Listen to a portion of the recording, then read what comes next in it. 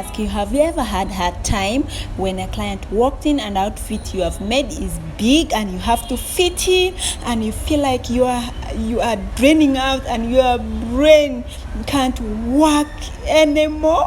Oh yeah, I've been there too. But today I got a perfect solution to it, a perfect that it will work for you because it works for me. This is what I do, especially when you're working with the upper part of garment. So please follow this video, it will surely work for you. And thank you so much for subscribing to my channel. Hello guys, welcome to my channel. I am just going to do fitting on my bust. My bust was 34 and if I divide it by 2 it will give me 17, and I'm just going to mark my 17 right from 1 inch to 17, and the rest of the excess it will be my seam allowance. Okay, let's come to the waist. My waist is 28. If I divide it by 2 it's going to give me 14. So before I finish the side seam I have to first mark, give it the fitting. So my 14 inch, let me mark it, and then I am going to take the measurement right from where the 14 inch stops up to the side, that is 3 inch. So that 3 inch I am going to divide it by 2 sides, so it will give me 1.5. So I'll mark 1.5 from this other side and 1.5 from the other side. That way when I stitch it, it will just give me a perfect fitting.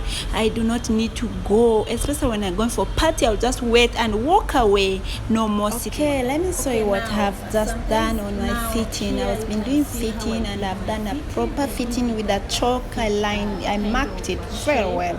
So on the armhole, please, if your fitting was 1 inch, make sure you give it half an inch, that way half an inch remain allowance. If it was 1.5, do 1 inch. You do not want your armhole to be so tight on your armpit, especially when it's not a straight material. But now when it comes to the waist, it is very okay. If it's 1.5, you can definitely give it that fitting. Okay, now let's do our side seams. So what I'm just doing is pinning under my armpit and making sure that they are really meeting, and I use my pin so properly. With me you are surely going to sew like a professional designer. So what I am just doing is I'm pinning my sides where I marked is where I'm going to run my stitches, and after finishing it, both my inner part and out part are going to look so neat and so perfect. So pinning is really very important. Look what I've just done. I'm just going to run my lines through my lines I've marked using the chalk. Alright, I'm just running my stitches through the line I marked.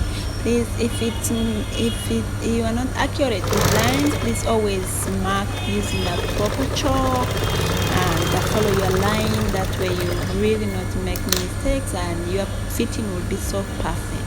So I've just finished joining one side of the seam line and I'm going to the next, and I will show you how to look like. Alright guys, let me take you through what we have been struggling with right from day one. So this is our final stage. Not really, we are left with putting the downer part or even fixing the zipper, but for now we are good to go with this. Check out what is inside. Yeah, my inner part is so neat, just like the outer part.